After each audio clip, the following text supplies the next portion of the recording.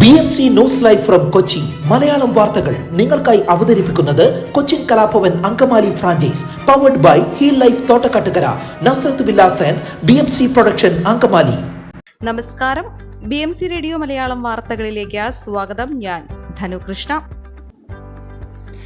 വനിതാ അഭിഭാഷകയെ വേദനിപ്പിക്കുന്ന വിധത്തിൽ സംസാരിച്ചെന്ന പ്രശ്നത്തിൽ ജസ്റ്റിസ് എ ബദറുദ്ദീനെ കോടതി ബഹിഷ്കരിക്കുന്നത് ഹൈക്കോടതി അഭിഭാഷക അസോസിയേഷൻ അവസാനിപ്പിച്ചു. എന്നാൽ ജസ്റ്റിസ് ബദറുദ്ദീനെ കേരള ഹൈക്കോടതിയിൽ നിന്ന് മാറ്റണമെന്നാവശ്യപ്പെട്ട് സുപ്രീം കോടതി ചീഫ് ജസ്റ്റിസിന് പരാതി നൽകാൻ ഇന്ന് രാവിലെ ചേർന്ന അസോസിയേഷൻ യോഗം തീരുമാനിച്ചു.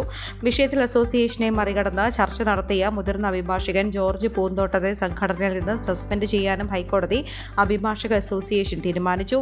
അഭിഭാഷകനായ ഭർത്താവിന്റെ മരണത്തെ തുടർന്ന് ഹൈക്കോടതി അഭിഭാഷക കൂടിയായ ഭാര്യ അദ്ദേഹം കൈകാര്യം ചെയ്തിരുന്ന കേസ് ഏറ്റെടുത്തിരുന്നു. കേസുമായി ബന്ധപ്പെട്ട് അഭിഭാഷക ജസ്റ്റിസ് ബദറുദ്ദീന്റെ കോടതിയിൽ ഹാജരായ സമയത്തുണ്ടായ സംഭവ വികാസങ്ങളെ ചൊല്ലി അസോസിയേഷൻ പ്രതിഷേധിച്ചിരുന്നു. തുടർന്ന് ജസ്റ്റിസ് ബദറുദ്ദീൻ തുറന്ന കോടതിയിൽ മാപ്പ് പറയുന്നതുവരെ അദ്ദേഹത്തിന്റെ കോടതി നടപടികൾ ബഹിഷ്കരിക്കാനായിരുന്നു തീരുമാനം. ഇതിനിടെ വിഷയത്തിൽ ഇടപെട്ട ചീഫ് ജസ്റ്റിസ് നിതിൻ ജംദാർ ശനിയാഴ്ച വിഷയം പരിഗണിച്ചു.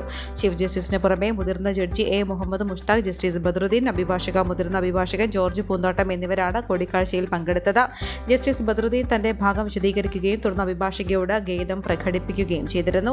എന്നാൽ അസോസിയേഷൻ ജനറൽ ബോഡി യോഗം ചേർന്ന് ചീഫ് ജസ്റ്റിസിന്റെ തീരുമാനത്തിനായി കാത്തിരിക്കുന്ന സമയത്ത് അതിന് വിരുദ്ധമായ അസോസിയേഷനെയോ അതിലെ അംഗങ്ങളെയോ അറിയിക്കാതെ പിൻവാതിലൂടെ ഒത്തുതീർപ്പിന് ജോർജ് പൂന്തോട്ടം ശ്രമിച്ചത് തെറ്റായ തീരുമാനമാണ്. അതിനാൽ അദ്ദേഹത്തെ ജനറൽ ബോഡിയുടെ നിർദ്ദേശപ്രകാരം അസോസിയേഷൻ അംഗത്തിൽ നിന്ന് സസ്പെൻഡ് ചെയ്യുകയാണെന്നും അസോസിയേഷൻ വ്യക്തമാക്കി.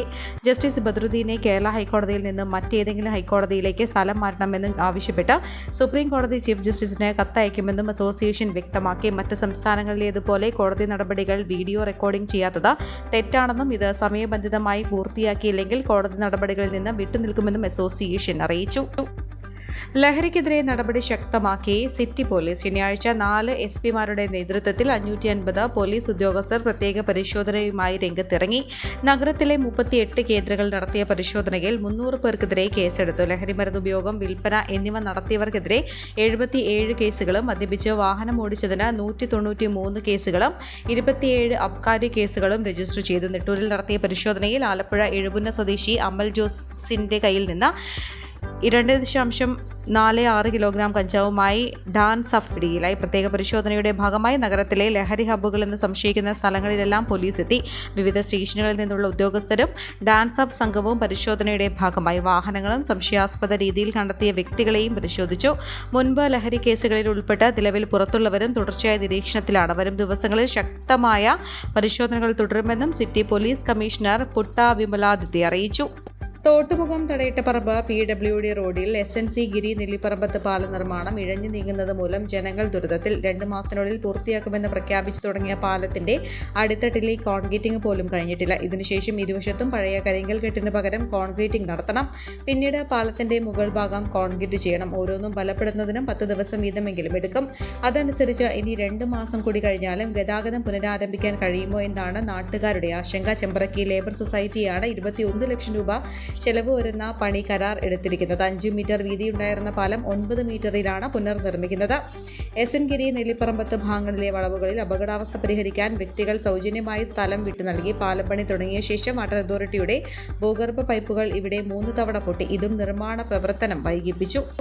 കാക്കനാട് പടമുകൾ താണപ്പാടത്ത് ഒഴിഞ്ഞ പറമ്പിൽ കൂട്ടിയിട്ടിരുന്ന ആക്രി സാധനങ്ങൾക്ക് തീ പിടിച്ചു. BB പാർക്ക് ഫ്ളാറ്റിന് എതിർവശത്ത് സ്വകാര്യ വ്യക്തി ശേഖരിച്ച് സൂക്ഷിച്ചിരുന്ന സാധനങ്ങൾക്ക് ഇന്നലെ വൈകിട്ട് 3-നാണ് തീ പിടിച്ചത്. വലിയ തോതിൽ ഉയർന്ന പുക മൂലം സമീപ ഫ്ളാറ്റുകളിൽ താമസിക്കുന്നവർക്ക് ശ്വാസതടസ്സവും ചുമയും അനുഭവപ്പെട്ടു. പ്ലാസ്റ്റിക് കുമ്മാരത്തിനാണ് ആദ്യം തീ പിടിച്ചത്. കൂട്ടിയിട്ടിരിക്കുന്ന ചില്ലുകുപ്പികളിൽ തീ പടർന്നതോടെ കുപ്പികൾ പൊട്ടിത്തെറിച്ചു. സമീപത്ത് നിർമ്മാണം നടക്കുന്ന സൈറ്റിൽ നിന്നും നാട്ടുകാർ പൈപ്പ് വഴി വെള്ളമൊഴിച്ചാണ് തീ അണച്ചത്. ഇവിടേക്കുള്ള റോഡിന് വീതി കുറവായതിനാൽ ഏറെ ക്ലേശിച്ചാണ് ഫയർ എഞ്ചിൻ എത്തിയത്.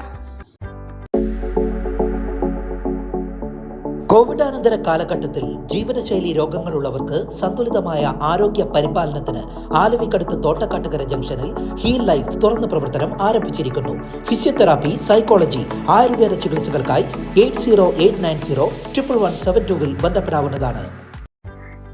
CI വിദ്യാർത്ഥിനി മുളങ്കുളം എണ്ണക്കാപ്പള്ളി മിഷേൽ ഷാജിയുടെ മരണം സംബന്ധിച്ച അന്വേഷണം CBIക്ക് കൈമാറണമെന്ന് ഓർത്തഡോക്സ് സഭ യുവജന പ്രസ്ഥാനം ആവശ്യപ്പെട്ടു. മിഷേലിന്റെ 8ാം ചരമവാർഷികത്തോടനുബന്ധിച്ച് മൃതദേഹം സംസ്കരിച്ച കരമേൽക്കുന്ന് സെന്റ് ജോർജ് ഓർത്തഡോക്സ് പള്ളിയിൽ യുവജന പ്രസ്ഥാനത്തിന്റെ നേതൃത്വത്തിൽ അനുസ്മരണം നടത്തി. CBI അന്വേഷണം ഉന്നയിച്ച് മുഖ്യമന്ത്രിക്കും DGPക്കും നിവേദനം നൽകും. യുവജന പ്രസ്ഥാനം കേന്ദ്ര ട്രഷറർ പോൾ കല്ലേത്ത് ഉദ്ഘാടനം ചെയ്തു.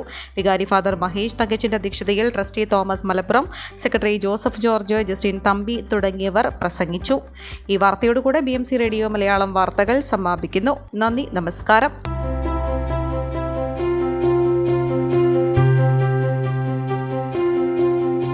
അങ്കമാലി പ്രദേശത്തെ കലാവിദ്യാർത്ഥികൾക്ക് സുവർണ അവസരം.